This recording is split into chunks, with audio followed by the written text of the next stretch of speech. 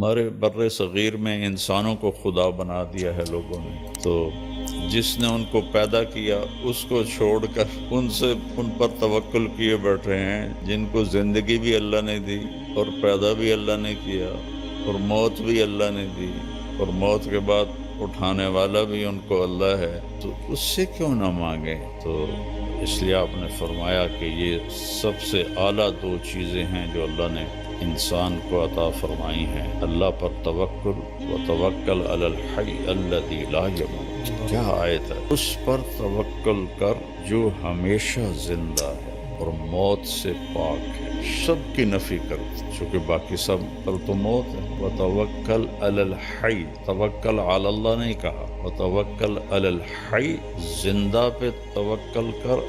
اور کون سا زندہ؟ زندہ تو میں بھی ہوں، آپ بھی ہیں، الذی لا یموت، جو موت سے پاک ہے۔ وسبح بحمدہ، اسی کی تسبیح پڑھ، اسی کو یاد کر۔ وکفیٰ بربک بذنوب عبادہ خبیرا بصیرا، اور تیرا رب تمہاری غلطیاں، تمہاری کوتاہیاں سب جانتا ہے، سب دیکھتا ہے۔ تو یقین ایسی دولت ہے کہ جو انسان کو انسانوں سے بے نیاز کر دیتا ہے، اور اس کی نظر اللہ پر اور اس کے خزانوں پر چلی جاتی ہے، تو وہ آزاد ہو جاتا ہے۔ جس کا یہ ہو کہ فلاں میری مدد کرے گا، فلاں میری مدد کرے گا، کوئی زندہ کو پکار رہے ہیں، کوئی مردہ کو پکار رہے ہیں، تو اس آیت میں ان سب کی اللہ نفی کر رہا ہے۔ اسی پر بھروسہ کر جو موت سے پاک، زندہ ہے اور موت سے پاک۔ تو اس میں آدم علیہ السلام کی نسل میں جتنے آ گئے، جس مرتبے کے آ گئے، سب کی نفی ہو گئی۔ پھر اللہ کا یقین ایسی دولت ہے کہ براہ راست اللہ کے خزانوں سے اس کا رابطہ ہو جاتا ہے، اس کو کسی پیر فقیر کو نہیں پکارنا پڑتا، وہ جو پیروں فقیروں کو دیتا ہے وہ اس کے ساتھ جڑ جاتا ہے۔ اللہ ہی ایک ایسی ذات ہے جس کے خزانوں کی انتہا کوئی نہیں، باقی جس نے بھی دینا ہے تو کہیں سے لے کے ہی دینا ہے۔ اللہ وہ ہے جس کو دینے کے لیے کہیں سے لینا نہیں پڑتا اور کرنے کے لیے کچھ کرنا نہیں پڑتا، اور پھر وہ ہر وقت حاضر ہے۔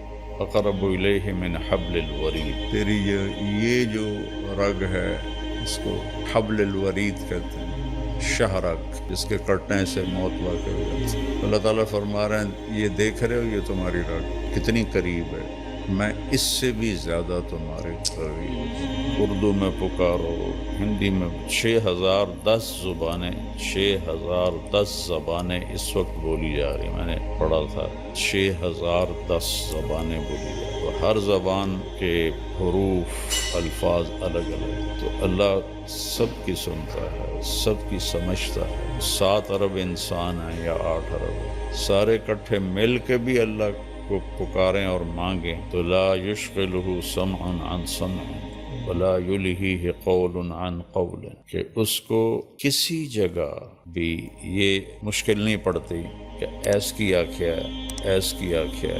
یہاں 2 آدمی بات کرنے لگ جائیں تو میں کہوں گا بھائی ایک بولو، تھوڑے 2 دی کٹھی میں نہیں سمجھ آ رہا، اور اللہ کہہ رہا ہے 100 طرف انسان نہیں، آدم سے لے کر آج تک جو مر گئے اور جو آج موجود ہیں اور جو آئندہ آنے والے ہیں، وہ اور جنات ہم سے لاکھوں گنا زیادہ ہیں، تم سب کٹھے ہو جاؤ، ایک دم مانگو، باری باری مانگو تو پھر تک قیامت آ جائے گی، ٹائم ہی نہیں ملنا، تم سب مانگو اکٹھے۔ اس میں گونگے بھی ہیں جو اشاروں سے مانگ رہے ہیں یا دل سے مانگ رہے ہیں، کوئی دل سے مانگے، کوئی بول کے مانگے، کوئی آہستہ مانگے، پھر ساتھ پرندے بھی شامل ہو جائیں، درندے بھی شامل ہو جائیں، سانپ بچھو بھی شامل ہو جائیں، مچھلیاں بھی شامل ہو جائیں۔ تو کیا طاقتور رب ہے کہ جو سب کی ایک وقت میں پوری سنتا ہے، سمجھتا ہے، اور پھر سب کا چاہا ان کو دے دے، تو اس کے خزانوں میں ایک قطرے کے برابر کمی نہیں آتی۔ یقین بہت بڑی دولت۔ ہمارے بر صغیر میں انسانوں کو خدا بنا دیا ہے لوگوں نے، تو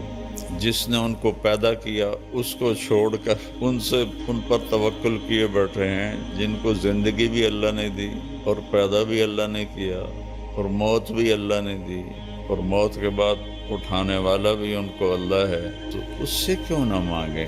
جو کہتا دیکھو لوگوں سے مانگو تو وہ ناراض ہو جاتا، اور اللہ سے نہ مانگو تو وہ ناراض ہو جاتا، کتنا فرق۔ مانگنے پہ اللہ خوش ہوتا، میں کہا کرتا ہوں کسی سے جان چھڑانی ہو بڑے اچھے طریقے سے تو اس سے قرضہ مانگنا شروع کر دو، وہ انشاءاللہ تمہارا نمبر ہی بلاک کر دے گا۔ اور اللہ سے جی لگانا ہو اور تعلق بنانا ہو تو اللہ کو پکارنا شروع کرو، اس سے مانگنا شروع کرو۔ میرے نبی نے فرمایا جوتے کا تسمہ ٹوٹ جائے تو وہ بھی اللہ سے مانگو۔ ہم لیا گئے تو وہاں ایک خاتون تھیں سادات میں سے جو بہت عرصہ پہلے تشریف لائیں، ان کی برکت سے وہاں کافی دین پھیلا۔ ان کا پتہ نہیں کیا نام تھا لیکن وہاں وہ پیر جگی کے نام سے مشہور ہے، پیر جگی۔ تو ہم ان کے سجادہ نشین سے ملنے گئے، ملنے کے بعد فاتحہ پڑھنے مزار پہ گئے تو وہاں عورتیں بیٹھی تھیں کافی سارے۔ پیر جگی پتر دیویں آ، پیر جگی پتر دیویں آ۔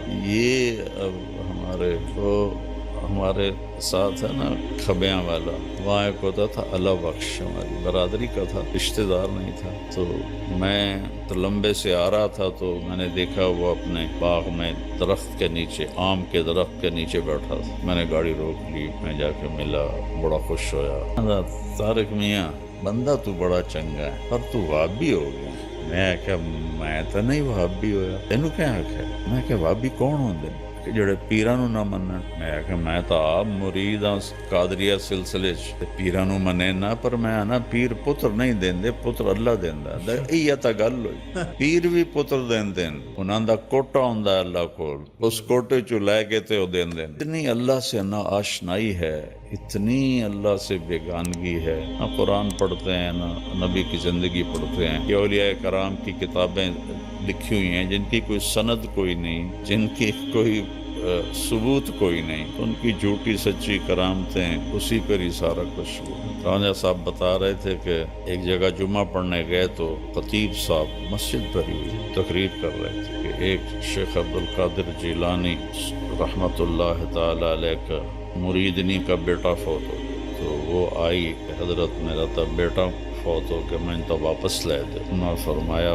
بی بی جڑا مر جاوے وہ واپس نہیں ہوں۔ لیکن نہیں تسی کر سکتے ہو، میں نے واپس لیا دو میرا بیٹا۔ پیر شیخ عبدالقادر جیلانی رحمۃ اللہ علیہ نے نظر دوڑائی تو اسرائیل چوتھے آسمان پہ پہنچ گیا تھا، پیچھے سے وہ پہنچے گا، اسرائیل میرے مرید دی روح واپس کر۔ سا کیا جڑا گتھلا ہے نا ایسے ڈھیر ساریاں روحاں قبض ہیں، مینوں کیا پتہ کیڑا تھوڑا مرید ہے۔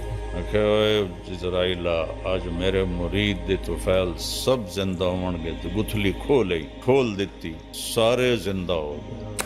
جہاں ایسے خطیب بات کر رہے ہیں لوگ سبحان اللہ کہیں، کہاں گیا ایمان، کہاں گیا یقین؟ اس لیے اللہ کے نبی نے کہا کہ یقین سے بڑھ کر اللہ نے کوئی نعمت نہیں دی، عافیت سے بڑھ کر اللہ نے کوئی نعمت نہیں دی۔